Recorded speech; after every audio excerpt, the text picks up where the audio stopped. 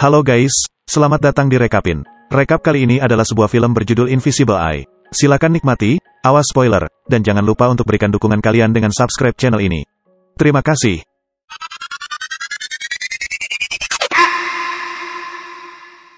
Film ini dibuka dengan seorang mantan model, Gabi, yang menemani seorang sutradara film bernama Dan ke rumahnya yang ditinggalkan di tepi sungai di kota pedesaan Inggris. Karena jadwalnya yang padat, dan harus kembali ke London, meninggalkan Gabi dengan jaminan bahwa dia akan kembali dalam beberapa hari. Namun sebelum pergi, Dan memberikan beberapa skrip film dan memintanya untuk membacanya, dan mengatakan bahwa ia bisa menjadi kasus unik dari seorang model yang berubah menjadi aktor. Meskipun awalnya dia enggan untuk tinggal sendirian, dan berhasil membujuknya. Setelah dia pergi, Gabi mulai mengemasi barang-barangnya dan menatanya dengan rapi. Saat itu, dia mendengar suara derit pintu, yang membuatnya terkejut sejenak. Namun, dia mengabaikan suara itu dan melanjutkan membaca naskahnya. Beberapa saat kemudian, Gabi mendengar ketukan di pintu, jadi dia pergi untuk menjawabnya. Ternyata itu adalah seorang pengantar barang bernama Jessie, yang mengenalinya sebagai seorang supermodel dan mengungkapkan kekagumannya. Sayangnya, Gabi tidak menunjukkan ketertarikan pada percakapan tersebut dan segera menutup pintu. Kemudian, dia melihat wajahnya yang menua di cermin, yang membuatnya merasa sedih.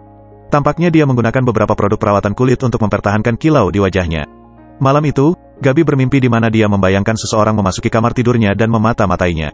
Beberapa hari kemudian, Dan kembali dan menanyakan pendapat Gabi mengenai naskah tersebut. Dia mengakui kesulitannya dalam memahaminya dan malah mengungkapkan keinginannya untuk melakukan peragaan busana dengan perancang terkenal bernama Max Baligan. Namun, Dan mencegahnya untuk kembali ke dunia modeling karena ia sudah pensiun dari dunia modeling. Selama percakapan mereka, dia juga bertanya tentang pengalaman Gabi di rumah, dan dia mengatakan bahwa dia tidak merasa sendirian seperti yang dia pikirkan. Dia melanjutkan dengan mengatakan bahwa dia merasakan getaran yang aneh dan juga perasaan diawasi, seolah-olah rumah itu memiliki kehidupannya sendiri. Dan merasa terhibur ketika dia berbicara tentang makhluk halus dan menolak topik tersebut. Setelah itu, dia pergi ke London. Gabi berjalan kembali ke ruang tamu dan menemukan sebuah catatan yang mengatakan bahwa arwah tidak menggunakan after shave Yolang. Percaya bahwa Dan yang menulisnya, dia bergegas keluar untuk menghentikannya dan menanyakan mengapa dia meninggalkan pesan seperti itu. Sebagai tanggapan, Dan menganggap wanita itu bercanda dan menepis kekhawatirannya. Dia mengatakan bahwa dia tidak menulis pesan itu. Setelah itu, Gabi kembali ke dalam rumah, tetapi ketakutannya semakin bertambah setelah menemukan catatan lain yang berbunyi, "Saya bukan musuhmu." Dalam keadaan panik, dia bergegas keluar rumah dan mencoba menghubungi Dan, tetapi panggilannya tidak dijawab. Karena tidak memiliki pilihan lain, dia memanggil Jessie dan memintanya untuk memeriksa rumah tersebut. Jessie melakukan pencarian menyeluruh di seluruh tempat tetapi tidak menemukan apapun yang salah. Tak lama kemudian, Dan juga tiba, namun dia mengira Gabi sedang bermain-main. Hal ini membuat Gabi marah, mendorongnya untuk menuduh dan mengurungnya di dalam rumah dan memiliki kaki tangan rahasia yang membuatnya menjadi gila untuk menyingkirkannya. Setelah itu, Dan menelepon pacarnya, Nina, dan mengatakan bahwa dia akan tinggal di rumah untuk 1 malam. Kemudian, pada malam harinya, dia mengajak Gabi makan malam untuk membantunya mengalihkan pikirannya, tetapi akhirnya mabuk. Ketika mereka kembali ke rumah, mereka memainkan permainan kejar-kejaran di sekitar rumah dan akhirnya menjadi intim satu sama lain. Setelah bercumbu, Gabi mengatakan kepadanya bahwa dia mengetahui hubungannya dengan Nina Lamont, alasan mengapa dia pulang ke London setiap malam.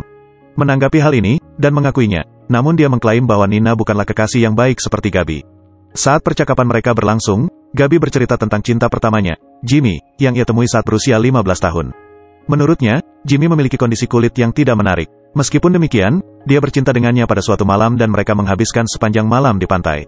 Keesokan paginya, dia mengantarkannya pulang dengan motor bebeknya, tetapi dalam perjalanan pulang, dia mengalami kecelakaan brutal yang merenggut nyawanya. Terlepas dari kematiannya, Gabi mengatakan bahwa dia masih merasakan arwahnya mengawasinya. Sekitar tengah malam, Gabi terbangun dan mendapati Dan telah pergi. Sendirian di tempat tidurnya, ia mendengar pintu berderit dan menyaksikan sebuah kursi bergerak dengan sendirinya. Beberapa saat kemudian, seorang pria dengan wig wanita dan kuku yang dicat tiba-tiba muncul di hadapannya, membuatnya menjerit ketakutan. Di pagi hari, Gabi terbangun dan mendapati Dan sedang mengenakan pakaiannya. Hal ini membuatnya bertanya-tanya apakah penglihatan yang dialaminya tadi adalah mimpi. Dan memintanya untuk bersiap-siap jika ingin kembali ke London, namun Gabi memutuskan untuk tetap tinggal.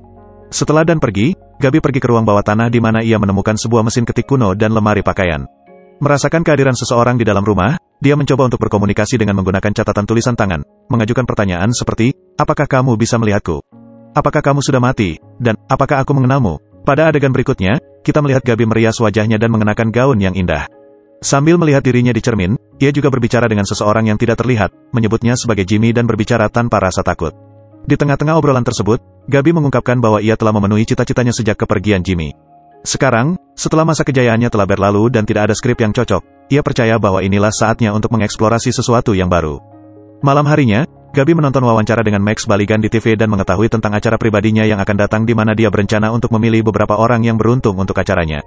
Dengan penuh semangat, dia berbagi berita ini dengan kehadiran Jimmy yang tidak terlihat, mengungkapkan niatnya untuk menghadiri acara tersebut. Pada tengah malam, Gabi sedang tidur ketika ia dibangunkan oleh Jesse yang sedang mabuk dan temannya, Mickey. Jesse menyarankan agar mereka pergi, mengklaim bahwa itu bukan hal yang benar untuk dilakukan, tetapi temannya bersikeras bahwa Gabi adalah kunci untuk membantunya mewujudkan mimpinya menjadi perancang busana. Beberapa saat kemudian, Gabi membuka pintu dan mengajak kedua temannya masuk. Dengan menggoda, Gabi duduk di sofa dan meminta Jesse untuk menyalakan musik.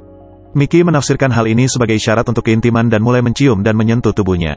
Namun, Jesse dengan cepat mendorongnya menjauh sambil berkata, "Jangan terlalu cepat." Mickey kemudian bercerita tentang mimpi Jesse dan meminta Gabi untuk membantunya menghubungkannya dengan orang yang tepat. Namun, Gabi memperingatkan Jesse untuk mempertimbangkan kembali jalur karir ini, menjelaskan bahwa profesi ini dapat membawa orang ke puncak, tetapi juga bisa meninggalkan mereka di tengah jalan. Setelah percakapan ini, Mickey meminta Jesse untuk pergi agar dia bisa memiliki waktu pribadi dengan Gabi. Dengan polosnya, Jesse pergi, dan Mickey mulai memaksakan dirinya ke arah Gabi. Gabi berusaha melawan, tetapi Mickey menggunakan kekerasan, menamparnya dengan paksa dan memerintahkannya untuk menurut. Merasa tidak berdaya, dia menangis dan memanggil nama Jimmy. Segera setelah dia mengatakannya, sebuah entitas tak terlihat turun tangan, menarik Mickey menjauh dari Gabi dan melemparkannya ke lantai. Bingung, Mickey melayangkan beberapa pukulan acak ke udara, tetapi kekuatan tak terlihat itu menaklukkannya dan menjepitnya ke meja sebagai bentuk pembalasan. Setelah serangan brutal, Mickey akhirnya diizinkan untuk melarikan diri. Keesokan paginya, Gabi kembali ke rumah setelah berjalan-jalan di tepi sungai. Dia mulai bersiap-siap untuk acara Max Baligan dan meminta Jimmy yang tak terlihat untuk menemaninya juga. Di tengah-tengah hal tersebut, dia menyalakan rokok dan tak lama kemudian, sosok yang tak terlihat itu meniupkan asapnya kembali ke wajahnya. Setelah menyaksikan hal ini, Gabi mencoba untuk menjangkau dan menyentuh Jimmy yang tidak terlihat, tetapi dia gagal. Dia kemudian menanyai Jimmy tentang mengapa dia tidak ingin dia menyentuhnya, tetapi tidak mendapat jawaban. Mengganti topik pembicaraan, Gabi memutuskan untuk menyajikan kopi yang baru diseduh untuk Jimmy. Dia membiarkan kopi diseduh dan berbalik untuk mengambil 2 cangkir. Saat dia berbalik, entitas tak kasat mata itu tiba-tiba menyiramkan kopi panas ke tubuhnya, menyebabkan luka bakar parah di separuh wajahnya. Akibatnya, Gabi jatuh ke lantai dengan kesakitan, memegangi wajahnya dan menangis kesakitan. Pada adegan berikutnya, kita melihat Gabi, yang telah membalut wajahnya, tertidur pulas di kamar tidurnya. Beberapa saat kemudian, teleponnya mulai berdering, membuatnya terbangun. Peneleponnya adalah Dan, tetapi Gabi memilih untuk mengabaikan panggilan tersebut. Bersamaan dengan dering telepon, dia juga mendengar suara ketikan yang berbeda dari ruang bawah tanah. Karena penasaran, ia mengikuti suara tersebut, tetapi begitu sampai di ruang bawah tanah, suara ketikan tiba-tiba berhenti. Kali ini, dia berjalan menuju sebuah lemari tua dan membukanya. Di dalamnya, ia menemukan koleksi mantel berdebu dan wig pirang yang sama dengan yang dikenakan pria misterius dalam mimpinya sebelumnya. Selain itu, ia menemukan sebuah kotak kuning yang berisi banyak foto pria dari mimpinya. Penemuan ini membuat bulu kuduknya merinding, membuatnya menjatuhkan semuanya ke lantai. Saat itu, dia melihat seorang pria di cermin dan berteriak. Gabi dengan cemas mencoba melarikan diri, tetapi sosok tak terlihat itu menangkapnya dan menjepitnya di atas meja. Dia kemudian mulai memaksa dirinya sendiri di luar kehendaknya. Kemudian, Dan menjadi khawatir ketika Gabi tidak menjawab panggilannya. Jadi, dia memutuskan untuk memeriksanya. Saat tiba, dia terkejut melihat Gabi dalam keadaan babak belur dan bertanya tentang bagaimana hal itu bisa terjadi. Gabi, dengan suara menangis, menunjuk ke arah foto-foto itu dan memberitahunya bahwa pria itu telah berada di rumah itu selama ini. Dan pergi ke ruang bawah tanah untuk menyelidiki tetapi tidak menemukan jejak pria itu. Kembali ke Gabi, dia mengungkapkan bahwa pria dalam foto-foto itu adalah Michael Gigis, seorang aktor yang pernah terkenal 15 tahun yang lalu yang sering memerankan peran feminin. Dan menjelaskan bahwa karir Michael sempat menurun drastis, yang memaksanya untuk menjual semua propertinya untuk melunasi hutangnya. Sejak saat itu, pria tersebut menghilang tanpa jejak. Setelah percakapan singkat, Dan memeriksa wajah Gabi yang terbakar dan mendesaknya untuk mencari pertolongan medis. Pada saat itu juga, Michael yang tidak terlihat tiba-tiba memukul kepala Dan dari belakang, membuatnya pingsan. Michael kemudian menutupi wajah Gabi dengan tangannya, membuatnya pingsan. Setelah beberapa saat, Gabi perlahan-lahan sadar dan melihat Michael duduk di kursi di dekatnya. Michael pertama-tama meminta maaf kepadanya karena telah merusak kepercayaannya dengan menyamar sebagai Jimmy. Dia kemudian menjelaskan bahwa dia tidak terlihat selama bertahun-tahun sehingga dia tidak yakin apakah dia benar-benar hidup atau hanya sebuah konsep abstrak.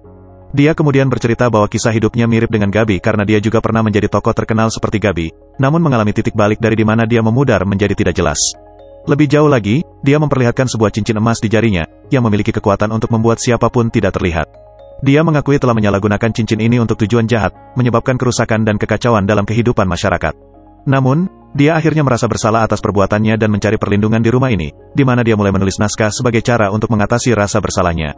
Namun demikian, kecenderungan jahatnya muncul kembali ketika dia melihat Gabi. Sekarang, Michael percaya bahwa ia dapat mencapai kedamaian sejati hanya dengan melepaskan kekuatannya. Sebagai hasilnya, dia menawarkan cincin itu kepada Gabi, mendesaknya untuk menggunakannya sebagai berkah, tidak seperti yang dia lakukan. Meskipun mendengar cerita Michael, Gabi tetap yakin bahwa dia hanyalah isapan jempol belaka dan akan lenyap ketika dia terbangun. Untuk membujuknya, Michael memintanya untuk membaca naskahnya. Ternyata dia telah menulis segala sesuatu tentang Gabi sejak dia datang ke rumah ini.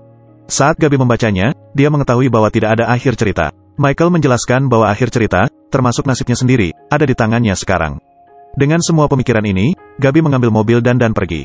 Beberapa hari kemudian, dan terlihat memberikan tur rumah kepada Michael, yang berniat untuk membeli kembali propertinya. Selama interaksi mereka, dan melihat foto Gabi dan bertanya-tanya kemana dia pergi. Sementara itu, Gabi sedang bersama kekasihnya, Jimmy, di pantai, mungkin karena suatu bentuk perjalanan waktu. Kali ini, dia meminta Jimmy untuk tinggal di tempatnya untuk menghindari kecelakaan tragis. Film ini berakhir saat pasangan ini berkendara, dengan Gabi mengenakan cincin emas yang sangat kuat. Terima kasih sudah menonton video ini. Silakan tinggalkan komentar dan subscribe untuk rekap film setiap hari. Sehat selalu untuk kamu dan sampai jumpa di video selanjutnya guys.